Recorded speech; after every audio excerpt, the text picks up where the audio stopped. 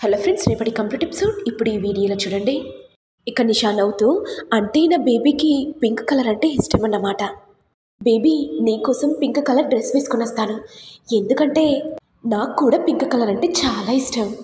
Baby చూడ్డానికి అమాయకుడిలా ఉంటాడు, కానీ మాటలు మాత్రం మాయ చేస్తాయి అనుకుంటూ నిషా రెడీ అవుతుంటే ఇంతలో యశ్వంత్ వచ్చి, ఏంటి నిషా ఇవాళ ఎందుకో స్పెషల్గా కనిపిస్తున్నా, ఇదేంటి పింక్ కలర్ డ్రెస్ వేసుకున్నా?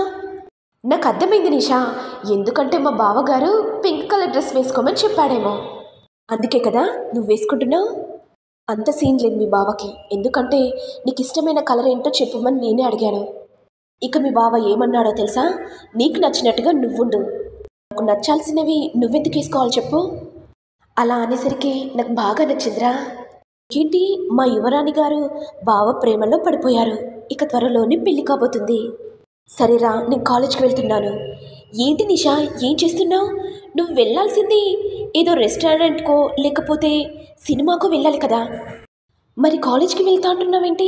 అయ్యో, నీకు చెప్పడం మర్చిపోయాను కదా, మీ బావగారు మన కాలేజ్కి లెక్చరర్గా వస్తున్నారు. ఓహో అవునా, సరే మరి మా బావగారిని కూడా నేను చూడాలి. ఇటు ఏమో ప్రేమ్ సంతోషపడుతూ ఇక చామంతి దగ్గరికి వచ్చి, చామ్, నీకు ఒక విషయం చెప్పాలి. అవును బాబు గారు, మీరేంటి ఇవాళ స్పెషల్గా కనిపిస్తున్నారు? కొంపతీసి ఇవాళ మీ బర్త్డేనా? లేదు చామ్, ఈ కాలేజీలో నేను లెక్చరర్గా చెప్పడానికి వస్తున్నాను. ఏంటి బాబు, ఏం మాట్లాడుతున్నారు? మీరు మా కాలేజీలో లెక్చరర్గా వస్తున్నారా? చాలా సంతోషంగా ఉంది బాబు. ఇక ప్రేమ్ మనసులో, లేదు చామ్, నీ గురించే వస్తున్నాను, నిన్ను క్లాస్లో అందరూ ఏడిపిస్తున్నారు కదా, అందుకే నీకోసమే లెక్చరర్గా మారాను అని మనసులో అనుకుంటుండగా, ఏంటి బాబు ఏం మాట్లాడట్లేదు? నీ గురించి వస్తున్నాను చామ్. ఏంటి బాబు నా గురించి రావడం ఏంటి?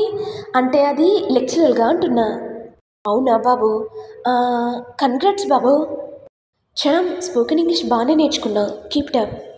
ఓకే బాబు, ఇప్పటి నుంచి బాబు అని పిలవకూడదు, సార్ అని పిలవాలి. Okay sir.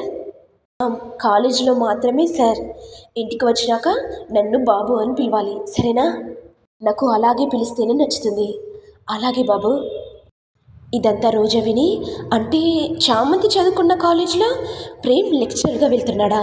ఈ విషయాన్ని వెంటనే అత్తయ్య గారికి చెప్పేయాలి, అప్పుడే కదా ప్రేమ్ బయటికి వెళ్లకుండా ఉంటాడు అనుకుంటూ రోజా రామాదేవి దగ్గరికి వెళ్ళి, అత్తయ్య మీకు ఒక విషయం చెప్పాలి.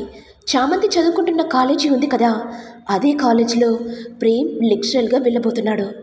ఇంకా ప్రేమ్ ముందు ముందు ఏం చేయబోతాడో, ఇప్పుడే మనం దారిని మళ్లించకపోతే ఇక మన దారిని వదిలిపెట్టి ఆ చామంతి దగ్గరికి వెళ్తాడు. ఇక రమాదేవి మనసులో, అవును, ఈ రోజా చెప్పేది కూడా నిజమే, నా ప్రేమ్ ఆ చామంతి వలలో చిక్కుకున్నాడు, కొంపతీసి దాన్ని ప్రేమిస్తున్నాడు కావచ్చు, అందుకే కదా అది చదువుకున్న కాలేజీలో వీడు ఆ కాలేజీకి లెక్చరర్గా వెళ్తున్నాడు. ఎలాగైనా సరే ప్రేమ్ ఆ కాలేజీకి వెళ్లకుండా చేయాలి అనుకుంటూ రమాదేవి కోపంతో, రే ప్రేమ్, ఎక్కడున్నావురా? హఠాత్తుగా కాలేజీలో జాయిన్ అవ్వాల్సిన అవసరం ఏముందిరా? చెప్పు, ఎవరి కోసం జాయిన్ అయ్యావు? అంటే అది అమ్మా. ఇక వెంటనే రోజా వచ్చి, ఏంటి ప్రేమ్, నిజం చెప్పు, నువ్వు చామంతితో మాట్లాడినవన్నీ విన్నాను, ఆ పనిదాని కోసం నువ్వు కాలేజీలో లెక్చరర్గా వెళ్తున్నావు కదా, చెప్పరా చెప్పు, ఆ పనిదాని కోసం నువ్వు అది చదువుకున్న కాలేజీలో లెక్చరర్గా వెళ్తున్నావా? నీకు ఏ పని పాట లేదారా? మీ అన్నయ్యని చూడు, నేనే పని చెప్పినా మీ అన్నయ్య చక్కగా చేస్తాడు, కానీ నువ్వున్నావు దేనికి పనికిరావు, పని మనిషి వాళ్ళతో మాట్లాడతావు. ఇంతలో హర్ష వచ్చి, ఏయ్ రమా, ఎందుకలా మాట్లాడుతున్నావు? నేనే ఆ కాలేజీలో లెక్చరర్గా చెప్పమని చెప్పాను. ఏంటి హర్ష, ఏం మాట్లాడుతున్నావు? అయినా వీడు ఆ కాలేజీలో లెక్చరర్గా వెళ్ళడం ఏంటి? నాకు చెప్పకుండా ఏంటి పనులు? నాకు ఏ విషయమైనా సరే చెప్పి చేయాలని మీకు తెలీదా? ఏంటి రమా, అన్ని విషయాలు చెప్పాల్సిన అవసరం లేదు, చెప్పి చేయాలన్న రూల్ లేదు, నాకు నచ్చినట్టు నేను చేస్తాను. ఈ విషయాన్ని ప్రేమ్కి చెప్పాను, అందుకే చేస్తున్నాడు.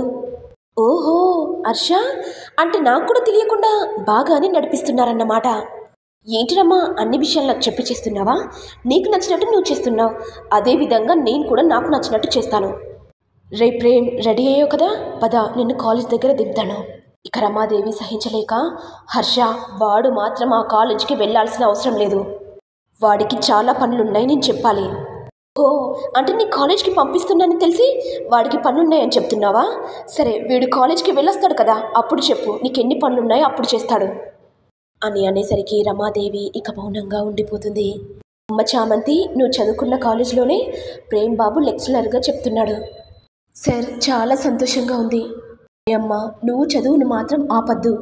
ఎవరు ఎంత ఇబ్బంది పెట్టినా సరే నీ లక్ష్యం చేరుకునే వరకు ఎంత కష్టమైన పడు.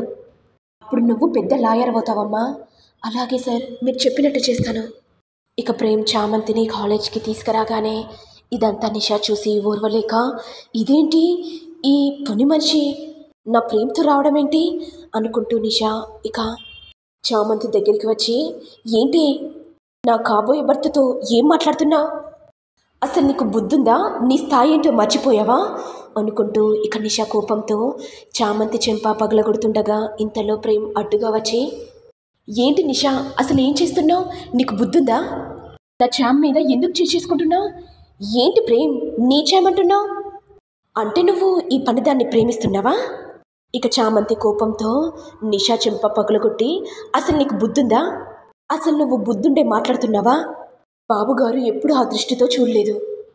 బాబుగారికి ఎలాంటి వ్యక్తిత్వమో నాకు బాగా తెలుసు. ఏంటి మరి రాసుకొని పూసుకొని తిరుగుతున్నా?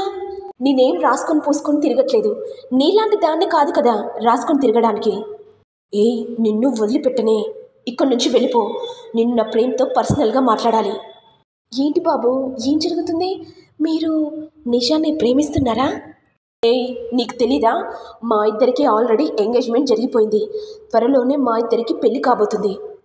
ఏంటి బాబు గారు, నాకు తెలియకుండా ఎప్పుడు మీకు ఎంగేజ్మెంట్ అయింది? నాకు ఒక్క విషయం కూడా ఎందుకు చెప్పలేదు? ఇక ప్రేమ మనసులో చెప్పాల్సిన అవసరం లేదు. ఎందుకంటే నేను నిన్ను ప్రేమిస్తున్నాను కాబట్టి ఎలాగైనా సరే నిన్ను తప్పకుండా పెళ్లి చేసుకుంటాను. ఇక నిషా కోపంతో, చెప్తుంటే అర్థం కావట్లేదా? ఇక్కడి నుంచి వెళ్ళు, పర్సనల్గా ప్రేమ్తో మాట్లాడాలి. ఇక నిషా వెంటనే, ఎలా ఉంది ప్రేమ్? మీకు నచ్చిన కలర్ వేసుకున్నాను కదా, పింక్ కలర్. మరి ఈ డ్రెస్ చూసి కూడా ఏం చెప్పట్లేదు? బాగానే ఉంది. ఏంటి ప్రేమ్ అంత సింపుల్గా చెప్తున్నారు? చాలా బాధగా ఉంది. మీరు కాస్త రొమాంటిక్ అయినా మాట్లాడచ్చు కదా. ఇక్కడ నిష చాలా సంతోషపడిపోతుంది. మనమేం పార్కులో లేం రొమాంటిక్గా మాట్లాడడానికి, కాలేజ్లో ఉన్నాం. కాస్త పద్ధతిగా మాట్లాడడం నేర్చుకో, అర్థమైందా?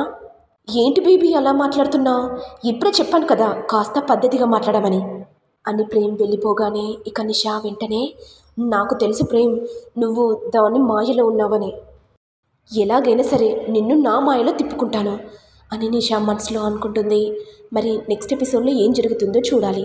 మరి మీకు వీడియో కనుక నచ్చినట్లయితే లైక్ చేయండి, షేర్ చేయండి, సబ్స్క్రైబ్ చేయండి. Thank you all.